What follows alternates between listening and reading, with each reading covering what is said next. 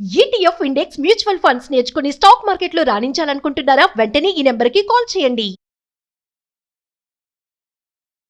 మామూలుగా పొట్టి విజయ గారికి చాలా టాలెంట్లు ఉన్నాయి, మల్టీ టాలెంట్ కదా. ఒకసారి అసలు మీకు ఏమేమి టాలెంట్ ఉన్నాయి చెప్పరా, కౌంట్ చేసుకుంటాం. నేను ఒకటి చెప్పాలనుకుంటా, టాలెంట్ అనేది కొంతమంది కాలు చేతులు బాగున్న వాళ్ళు ఉంటారు, వాళ్ళకు ఉంటుంది టాలెంట్, కానీ ఉపయోగించుకోరు. హ్యాండిక్యాప్స్, వికలాంగులు ఉంటారు కదా, దివ్యాంగులు అంటారు, వాళ్ళు కష్టపడి బతుకుతున్నారు. ఇప్పుడు మా నాన్న అలా ఉండి కూడా 2 పిల్లలు పెళ్లి చేశాడు, వాళ్ళకి ఇల్లు ఇచ్చాడు, ఇంత చేశారు. కాలు చేతులు బాగున్న వాళ్ళు సిగ్నల్ దగ్గర అడుక్కుంటుంటారు. అది నాకు నచ్చదు. నాకు తెలిసినంత వరకు మా నాన్న ఇన్స్పిరేషన్ నాకు. ఎప్పుడు కానీ మన చెయ్యి ఇలాగే ఉండాలి, ఇలా అవ్వకూడదు. కష్టపడిన దాళ్ళు ఎవరికొకరు హెల్ప్ చేయాలి, కానీ మనం చేతులు పెట్టి అడుక్కోకూడదని నాది. కాబట్టి స్టార్టింగ్ లో నాకేం తెలియనప్పుడు షూటింగ్స్ ఏం లేవు, మ్యారేజ్ అయిపోయింది. ఈయన ఫాస్ట్ ఫుడ్ లో పనిచేసేవాడు. నెల జీతం రోజు రోజుకి 150 రూపాయలు 200 వచ్చేది. రెంట్ కట్టుకొని ఇల్లు గడవడం. పెళ్ళైన కొత్తలో మరీ అంత రేంజ్ ఏం కాదు, మేము ఏదో నడుస్తుంటది ఇల్లు. అయితే జాకెట్లు హెమ్మింగ్ చేసేదాన్ని, బ్లౌజ్ పీస్లు. అంటే ఇంట్లో పాల ప్యాకెట్లు వస్తాయి కదా, 20 రూపాయలు వస్తాయి. అలా అని ఫస్ట్ హెమ్మింగ్ చేసేదాన్ని జాకెట్. తర్వాత టెడ్డీ బేర్స్ కుట్టేదాన్ని, కుట్టి అమ్మేదాన్ని. ఫ్లవర్ వాజెస్, దాని మీద సెరమిక్ పౌడర్తో ఫ్లవర్స్ చేస్తారు, అది చేసి అమ్మేదాన్ని. దాని తర్వాత లుమిని పార్క్ డాన్సర్గా వెళ్ళాను నేను. అక్కడ డాన్సర్గా డైలీ 100 రూపీస్ ఇచ్చేవాడు. అంటే మీరు నేర్చుకున్నారు డాన్స్? టీవీలో చూసే. మీ ఓన్ గానే వేస్తారు? ఓన్ గా వేస్తూనే మీరు ఒక చోట ఒక ప్లేస్ అనేది పెట్టుకున్నారు. అంటే డాన్సర్ గా నన్ను తీసుకొని వెళ్ళారు. అంటే ఇప్పుడు డాడీ షూటింగ్ కి వెళ్తుంటాడు కదా, వెళ్ళేదని ఉదయవనక్క డాడీ ఒక కౌంట్ డౌన్ ఈటీవీది చేసేవాళ్ళు, ఆ డాన్స్ ప్రోగ్రామే. దాంట్లో కూడా చేసి ఆ అక్కని చూసి నేర్చుకున్నా బాగా. ఉదయవనక్క అంటే పిచ్చి నాకు, ఇప్పటికైనా సరే ఎప్పటికీ. మా డాడీ తర్వాత, మా మమ్మీ డాడీ ఫ్యామిలీ తర్వాత ఉదయవనక్క, అంత క్రేజ్ అనమాట. So sweet. ఒక క్యాప్టెన్ ఉండేవాడు, డ్రైవర్, బోట్ డ్రైవర్. మనం ఇంత కష్టపడుతున్నావు కదా, నువ్వే ఒక గ్రూప్ వేసుకోరా, నేను సార్కి రికమెండేషన్ చేస్తాను అన్న. అప్పుడు నాకేం తెలీదు. సరే అంకుల్ అన్నాను. సార్కి రికమెండేషన్ చేస్తే నాకు గ్రూప్ ఇచ్చారు. గ్రూప్ లేదు నాకు అప్పుడు, డాన్స్ గ్రూప్ లేదు.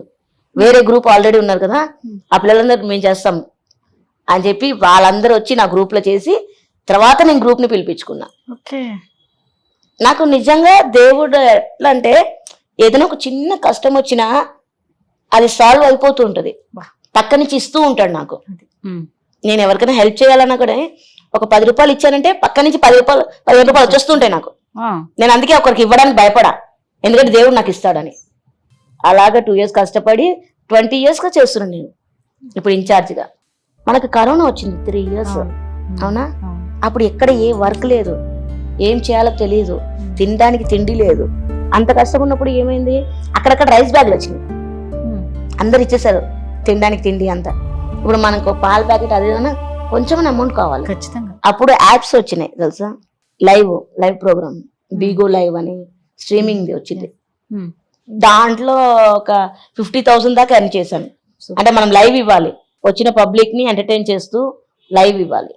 ఆ యాప్ లో మన కరోనా టైం అంతా నడిచిపోయింది నాకు. నందిని సీరియల్ చేశాను, షూటింగ్స్, చాలా గ్యాప్స్ వచ్చినాయి. మళ్ళీ వర్క్ ఏదైనా సరే కష్టపడి చెయ్యాలి. మీరు మీడియాకి వచ్చి ఎన్ని ఇయర్స్ అవుతుంది ఇప్పుడు? చిన్నప్పుడే వచ్చాను నేను, చిన్నప్పటి నుంచి. మధ్యలో ఎన్ని ఇయర్స్ మీరు ఖాళీగా ఉన్నారు? చాలా ఇయర్స్ ఖాళీగా ఉన్నా. కరోనా టైం అయితే మొత్తానికి లేదు షూటింగ్స్. ఎదుటి వాళ్ళు ఇన్స్పిరేషన్ అంటూ ఉంటారు నన్ను చూసి. నా మీద నాకు కూడా కోపం వస్తుంది, అరే నేను ఎంత మందికి ఇన్స్పిరేషన్ గా ఉంటాను, నేను చచ్చిపోతే ఎలా ఉంటుంది కదా. నాకు ఒక్కొక్కసారి అనిపిస్తుంది చావకూడదు, ధైర్యంగా బతికి చూపించాలనిపిస్తుంది. అది ఒక్కొక్కసారి మెంటల్ టార్చర్ లో అలా వెళ్ళిపోతుంటాం. అంటే విజయ్ గారు మధ్యలో చాలా కష్టాలు పడి ఇప్పుడు మళ్ళా మీరు 39 సీరియల్లో నటిస్తున్నారు కదా ఇప్పుడు. సో ఎన్ని ఇయర్స్ నుంచి మళ్ళీ ఇప్పుడు మళ్ళీ ఫామ్ లోకి వచ్చారు మీరు? ఒక 2-3 years నుంచి. 2-3 years నుంచి. ఇప్పుడు ఎలా ఉంది? ఓకే, లైఫ్ హ్యాపీగా అనుకున్నారా. 3 పూట్లు తింటున్నాను, 10 మందికి తిండి పెడుతున్నాను. నా చెయ్యి ఇలాగే ఉంది, ఇలా లేదు. అదొకటి హ్యాపీ నాకు. మీకు మీ నాన్న అంటే చాలా ఇష్టం అని నాకు తెలుసు, పిచ్చి బాగా. ఎలా ఉండేది అంటే మీ ఫ్యామిలీ గురించి ఒకసారి చెప్పి, నాన్నతో మీ అనుబంధం ఒకసారి. డాడీ అంటే అంత క్లోజ్ కాదు నాకు, Hmm. మా మమ్మీ ఉన్నంత కాలం. ఎంతమంది మీరు? ఇద్దరు అక్క ఇద్దరు అక్క చెల్లెలం, ఓకే. ముగ్గురు అక్క చెల్లెలము. Hmm. ఫస్ట్ అక్క నాలాగే ఉంటది, ఆహా. చనిపోయింది అనమాట 6 years కి. ఓకే. అంత గుర్తులేదు నాకు అక్క. Ah. తర్వాత అక్క నేను. Hmm. అక్క నార్మల్ గా ఉంటది, Hmm. నేను డాడీ లాగా.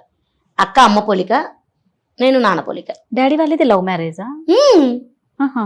మా మమ్మీ లవ్ చేసి మ్యారేజ్ చేసుకుంది, లేచిపోయారు కదా. మీ mummy daddy? Hmm. Super. Dasanarayanarao uncle, Muralimohan uncle, ఆ. మోహన్ బాబు అంకుల్ వీళ్ళందరూ కలిసి పెళ్లి చేశారంట. వాళ్ళది ఇంటర్వ్యూస్ చూస్తుంటాను. అంటే అమ్మ కూడా నాన్నతో పాటు జాబ్ చేసేవాళ్ళ? మరి ఎలా? అక్కడ కాలనీలో ఉండేది డాడీ. ఓకే. ఆ. అక్కడ ఉంటే పోతూ వస్తుంటే మా నాన్నని ఎక్కిరిస్తూ ఉండేదంట. మీ అమ్మ? తమిళమ్మ, చెన్నై కుట్టి. ఓకే. ఎక్కిరిస్తూ ఫ్రెండ్స్ మాట్లాడుకొని ఎందుకట్లా ఎక్కిరిస్తున్నావు, అది ఇది పెళ్లి చేసుకుంటావా ఏంటి, ఎప్పుడు చూసినా అతను ఏంటంటే నిజంగా పెళ్లి చేసుకుంటాను బెట్ కట్టిందంట మా మమ్మీ. ఆ. అలాగా పెళ్లి చేసుకుంది. పోలీస్ స్టేషన్లో తీసుకెళ్ళిపోయారు, డాడీని కూర్చోబెట్టారు. ఆమె ఉంది, ఇటు కొట్టేస్తారు కదా.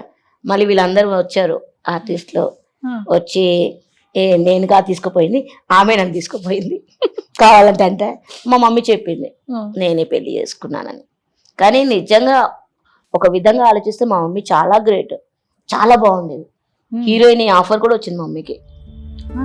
డాడీని వదిలేసి హీరోయిన్ ఛాన్సెస్ అని చెప్పారంట, నాకు తెలీదు, ఎవరు చెప్పారు కూడా తెలియదు నాకు. ఓకే. కానీ వెళ్ళలేదు మమ్మీ, డాడీని అస్సలు వదలలేదు. ఇన్ని ఇయర్స్ మేము కన్నాము, అంటే మేము పుట్టిన తర్వాత కూడా డాడీ షార్ట్ గా ఉన్నాడు, మమ్మీ చాలా బాగుంటది. మా మమ్మీ ఒక రౌడీ బేబీ, ఇట్లా కొట్లాడిందంటే అమ్మ ఫుల్ భయపడతారు మా అమ్మకి అందరూ. ఓకే. అంటే మొగరాడంటే మా ఇంట్లో మా మమ్మీ ఎప్పుడైనా సరే చాలా డేర్గా ఉంటది మమ్మీ. అంటే అమ్మ వెళ్ళిపోయారు, అమ్మకి ఆరోగ్యం మమ్మీ బాగాలేకేనా, హెల్త్ బాగాలేకేనా? మమ్మీకి షుగర్, ఓకే. ఇక్కడ దాకా కాలు తీసేసారు. వా. నేను హ్యాండిక్యాప్డ్, మా డాడీ హ్యాండిక్యాప్. కాలు తీసేసరికి మా మమ్మీ కోమాలోకి వెళ్ళిపోయింది. అంటే ఇప్పుడు నా పరిస్థితి ఇలా ఉంది, నా ఫ్యామిలీని ఎలా లీడ్ చేయాలి. మా మమ్మీ 4 ఇంట్లో పని చేసి మమ్మల్ని పోషించింది డాడీకి షూటింగ్ లేనప్పుడు. అప్పట్లో షూటింగ్ మొత్తం చెన్నైకి షిఫ్ట్ అయింది, చెన్నై నుంచి మళ్ళీ హైదరాబాద్కి. అలా షిఫ్టింగ్లో అసలు ఏం లేకుండే డాడీ కూడా. అప్పుడు టెలిఫోన్ డబ్బా పెట్టాము, డాడీ టెలిఫోన్ బుట్లో కూర్చునే వాళ్ళు, మమ్మీ 4 ఇళ్ళలో పనిచేసి. నాకు గుర్తు బాగా, ఎందుకంటే మమ్మల్ని తీసుకొని వెళ్ళేది పనికి, చిన్నదాన్ని కదా నన్ను పట్టుకొని వెళ్ళేది. అక్కడ వాళ్ళు ఏమైనా ఇస్తే తినేవాళ్ళం, పనిచేస్తే టిఫిన్ బాక్స్లు ఇస్తారు కదా, అది తీసుకొచ్చి పెట్టేది. అన్ని కష్టాలు అనుభవించాం కాబట్టి, ఆ కష్టం నుంచి వచ్చాను కాబట్టి కష్టం విలువ తెలుసు నాకు. అర్థమవుతుంది. ఒక్కసారి ఎవరైనా పైసలు వస్తే వెళ్ళిపోతారు ఎక్కడికో, కానీ అక్కడి నుంచి వచ్చిన ప్లేస్ ని మర్చిపోకూడదు. నేను అన్ని కష్టం నుంచి వచ్చాను కాబట్టి ఎవరిని చిన్న చూపు చూడను. మా నాన్న పోలికలు చాలా వచ్చినాయి. Respect, give respect, take respect. నువ్వు నా గౌరవమే నేను గౌరవిస్తా అంట. మా నాన్న అట్లా కాదు, అందరు ఎంత మంచోడు మా నాన్న అంత మంచోడినైతే కాదు. నేను ఎదుటి వాళ్ళు గౌరవిస్తే నేను గౌరవిస్తా, ఎదుటి వాళ్ళు మంచి చూసుకుంటే నేను మంచి చూసుకుంటా. అమ్మ వెళ్ళిపోయిన ఎన్ని ఇయర్స్ కి నాన్న వెళ్ళిపోయారు? డాడీ రీసెంట్ గా 3 years అయింది, అమ్మ మమ్మీ 2008. అప్పటి వరకు నాన్నని మిమ్మల్ని అన్ని చూసుకున్నారు? నాన్న చూసుకుంటాడు, కానీ నేను మమ్మీకి చాలా క్లోజ్ ఉండే. మమ్మీ ఎప్పుడైతే చనిపోయిందో అప్పటి నుంచి డాడీతో నేను చాలా క్లోజ్ అయిపోయా. డాడీ చిన్నప్పుడు మాకు తెలిసి ఒకటేసారి కొట్టాడు మమ్మల్ని, మళ్ళీ ఇంకా లైఫ్ లో ఎప్పుడు కొట్టాలనుకోలే. ఒకసారి కొట్టారు? ఒకసారే, అదే ఫస్ట్ అదే లాస్ట్. మా అక్కని నన్ను కొడుతుంటే అంట, హైట్ ఉంటాం కదా కొంచెము, డాడీ కంటే హైట్ నేను కొంచెం, అక్క అయితే ఇంకా హైట్. కొడుతుంటే వెళ్ళిపోవాలి, పరిగెత్తుకొని తోసేస్తే పడిపోతాడు డాడీ. కానీ మేము వెళ్ళలేదంట, వద్దు డాడీ సారీ డాడీ అని చెప్పి ఏడుస్తున్నామంట. అప్పుడు మా నాన్న అనుకున్నాడంట, చి నా పిల్లలు ఇంత బాగున్నారు, నేను ఇంకొకసారి కొట్టకూడదని. మా డాడీ ఎప్పుడు కొట్టలే, మా మమ్మీతో అయితే బాగా తిట్టిన, చీపురు కట్టతే మమ్మీతోనా? కొడితే ఇద్దరిని కొట్టేది అక్కడ నన్ను. అమ్మ వెళ్ళిపోయాక ఒక్కసారిగా మీ ముగ్గురికి ఎలా అనిపించింది? అంటే అమ్మనే కదా, ఇప్పుడు మీరు ఇలాగే, నాన్న ఇలాగే, అంటే ఇంక అప్పుడు అమ్మ బాధ్యత తీసుకుందా ఏమన్నా? డాడీ ఒక కన్న కొడుకులాగా చూసుకుంది మా అక్క. అందుకే అంటారు ఆడపిల్లలు నిజంగా చాలా గ్రేట్. మహాలక్ష్మి అని పేరు పెట్టారు కదా, నిజంగానే ఇలాంటి ఆడపిల్లలు ఉండడం అంటే నిజంగా ఎంత పెట్టి పుట్టాలో. డబ్బు అన్నది కాదు, కానీ ప్రేమ చూసుకోవడం అనేది ఇంపార్టెంట్. అది పుష్కలంగా ఉంది ఇద్దరు ఆడపిల్లలు. నేను చాలా బాధపడ్డాను, ఎందుకంటే నాకు ఏం లేనప్పుడు మా నాన్న ఉన్నాడు నా దగ్గర. నేను చూసుకోగలను అన్నప్పుడు మా నాన్న లేడు. ఎందుకంటే ఎప్పుడు నేను కష్టపడుతూ మా నాన్న చాలా బాధపడేవాడు.